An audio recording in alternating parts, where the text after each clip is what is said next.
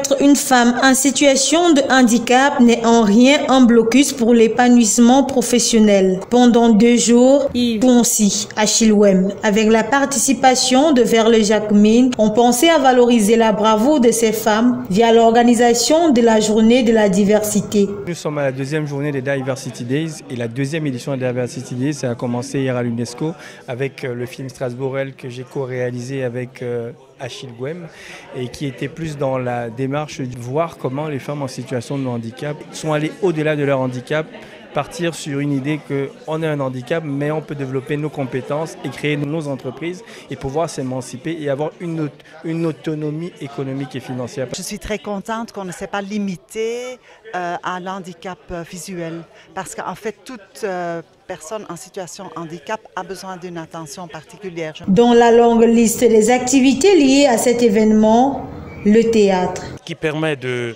libérer, de sortir de toutes ces barrières, permet à tout un chacun de se sentir à l'aise et de pouvoir mieux s'exprimer. Alors, vue comprend généralement du sens qui est la vue, mais sauf que le théâtre ne consiste pas forcément en la vie. Celui qui ne voit pas parle, il entend. Et au théâtre, on parle et on entend. Et après, on joue. Après le siège de l'UNESCO, l'apothéose était au siège de l'ONU Femmes où l'on retrouvait plusieurs ateliers, chacun avec sa particularité. C'était adapté à tout le monde et c'était voulu aussi qu'il y ait à la fois des personnes porteuses de handicap et non, pour que le partage se fasse aussi et qu'il y ait mise en réseau. Donc au travers, par contre, des compétences.